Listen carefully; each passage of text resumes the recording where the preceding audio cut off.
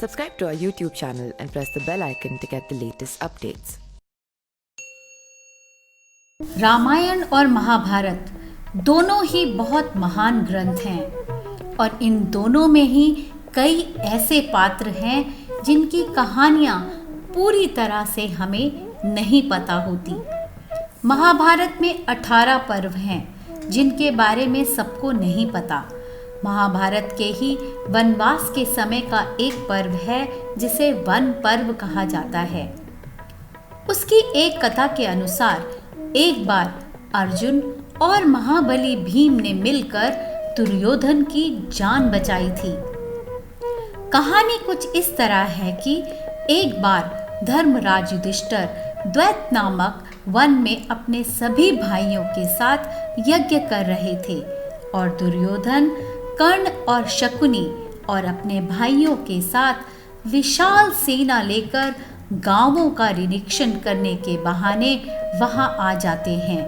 दुर्योधन का उद्देश्य था कि वो किसी भी तरह पांडवों को परेशान करके उनके यज्ञ में व्यवधान डाल सके और देवराज इंद्र दुर्योधन की इस मंशा को जानते थे और वो अपने एक गंधर्व चित्रसेन को आदेश देते हुए कहते हैं कि दुर्योधन को पकड़ लो क्योंकि वो अधर्म और अनीति का काम करने जा रहा है। चित्रसेन वहां जाकर दुर्योधन को परास्त करके उसे बंधक बना लेते हैं। उसके बाद दुर्योधन के वयोवृद्ध मंत्रीगण दौड़कर महाराज युधिष्ठिर के पास जाकर कहते हैं कि महाराज, इंद्रदेव के आदेश पर चित्रसेन नाम के गंधर्व ने दुर्योधन को पकड़ लिया है। युधिष्ठिर मंत्रीगण से कहते हैं कि मैंने इस यज्ञ को संपन्न करने का वचन लिया है, इसलिए मैं स्वयं नहीं जा सकता। फिर वे अपने भाइयों अर्जुन, भीम, नकुल और सहदेव से कहते हैं, जाओ और गंधर्वों से युद्ध करके अपने भाई को और हमारे क्षत्रिय कुल की राज को बचाओ, चाहे भले ही इसके लिए भीषण युद्ध करना पड़े। अर्जुन और भीम अपने भाई की बात सुनकर आश्चर्य से कहते हैं कि दुर्योधन हमारा शत्रु है, नीच और पापी है और आप उसे ही बचाने की बात कर रहे हैं।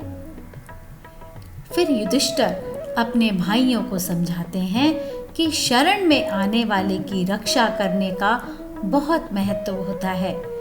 यदि शत्रु की रक्षा करके उसे बचाया जाए तो इसका पुण्य कई यज्ञों के पुण्य से भी बड़ा होता है। ये सुनकर युधिष्ठिर के भाई संतुष्ट हो जाते हैं क्योंकि वो जानते थे कि धर्मराज युधिष्ठिर नीति शास्त्र के ज्ञाता हैं और कोई भी बात बिना सोचे समझे नहीं कहते।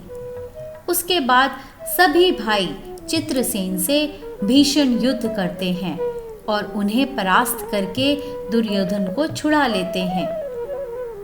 तब चित्रसेन कहते हैं, मैं तो आपकी रक्षा के लिए ही आया था, ये आपके ही यज्ञ में विघ्न डालने आया था।